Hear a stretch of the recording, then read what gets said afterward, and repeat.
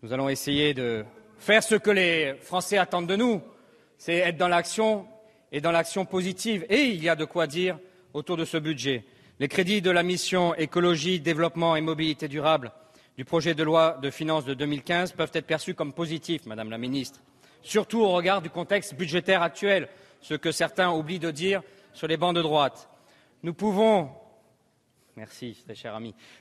notamment relever des mesures telles que le crédit d'impôt transition énergétique qui vient remplacer et doubler en année pleine, Monsieur Pancher, je crois que vous ne l'avez pas vu, doubler en année pleine le crédit d'impôt développement durable. La prime de conversion des véhicules polluants qui est substantiellement augmentée, vous avez oublié de le dire. Les aides au développement de la méthanisation du biogaz, peut-être ça vous a échappé. Le budget de la FIT dont les moyens sont supérieurs à ceux de 2014. L'auriez-vous lu? Eh oui, très chers collègues, les chiffres sont les chiffres. Et je ne rajouterai pas toutes les annonces que vous venez de nous donner, Madame la Ministre. Merci encore. Donc le groupe écologiste avait, et je le reconnais, certaines inquiétudes sur un décalage entre les annonces faites dans le projet de loi transition énergétique et leur traduction budgétaire. Ces inquiétudes sont pour la plupart dissipées, mais certaines demeurent. Nous voulons avoir plus de précision et d'engagement sur le financement, sur le fonds de transition énergétique que l'on invoque. Comment réussir à mobiliser, et là je rejoins, mais sous d'autres façons de l'exprimer, comment réussir à mobiliser les collectivités, notamment sur le fonds chaleur, alors qu'elles connaissent des contraintes budgétaires fortes. La hausse de la taxation sur le gasoil, pour financer le budget de la FIT, ne doit pas devenir un pis-aller, pour enterrer définitivement le principe juste et positif d'une éco-redevance poids lourd. Comment relancer donc cette redevance qui traduit le principe constitutionnel pollueur-payeur? Pour ce qui est de l'économie circulaire, vous avez prévu, Madame la Ministre, de financer finalement les très nombreux projets, 280 candidatures si je me trompe, à l'initiative que vous avez lancée de territoire zéro gaspillage, zéro déchet, alors que vous en aviez budgété une vingtaine.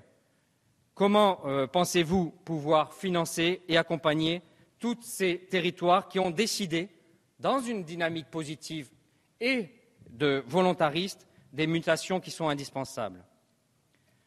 Le groupe écologiste à l'Assemblée nationale sera aussi très vigilant à ce que les différents dossiers soient mis en œuvre dans les meilleurs délais.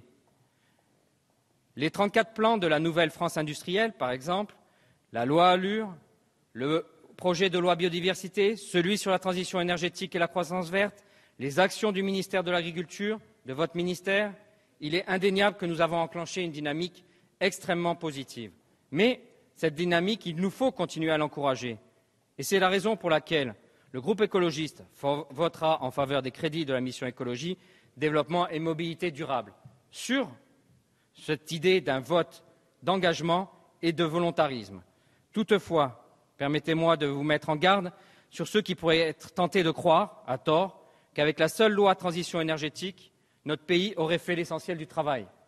Nous avons fait un grand chemin, nous avons décidé d'emprunter le bon chemin, il nous reste maintenant à le parcourir. Et je tiens à rappeler également dans quel contexte tout ceci s'inscrit. Le contexte global est inquiétant. Le 5e rapport du GIEC. Le contexte, c'est aussi cette Union européenne qui reste en deçà de ses ambitions affichées, avec un paquet climat-énergie pour 2030 qui a été adopté le 23 octobre dernier et que nous aurions voulu beaucoup plus ambitieux. Le contexte, ce sont les pertes énormes sur la biodiversité, pertes irrémédiables. La moitié des espèces d'animaux sauvages ont disparu depuis 40 ans. Le contexte, c'est la raréfaction des ressources et les tensions annoncées sur certaines matières premières, pire, sur l'eau. Alors, le président de la République a rappelé l'importance de tous ces enjeux lors de sa dernière intervention télévisée. Il n'a pas pu, et je le regrette, le développer puisque d'autres sujets ont été mis en avant et ce n'était pas ce qu'il souhaitait dire. Reconnaissez-le, chers amis. C'est bien de reconnaître aussi ce qui a été dit. Ce n'était pas creux. C'est que vous qui n'avez pas entendu. Le président de la République a exprimé le souhait que la France soit la première nation du monde en matière de transition énergétique et écologique. Voilà ce qu'il a dit. Permettez-moi de vous dire que pour être la première nation écologique du monde, nous devrons aller bien au-delà du projet de loi transition énergétique et des crédits alloués dans ce budget 2015. C'est une orientation qu'il faudra renforcer. Loin d'être une contrainte, c'est donc une opportunité historique de modifier en profondeur notre modèle économique, de créer d'innombrables emplois d'avenir et une nouvelle prospérité pour des décennies. Aussi, les Français qui nous font confiance ne pourraient accepter, sans que l'idée d'impuissance politique ne s'installe définitivement, que nous ne serions pas capables de nous rassembler, à l'inverse de ce qui vient d'être fait par mes collègues, que nous ne soyons pas capables de nous rassembler sur des objectifs ambitieux pour faire des années qui viennent celles du tournant historique de notre pays. Et si telle est l'ambition sincère du Président de la République, du gouvernement, et que des actes forts sont engagés et sont poursuivis, alors soyez assurés, Madame la Ministre, chers collègues, que le groupe écologiste, les écologistes dans leur ensemble, vous soutiendront.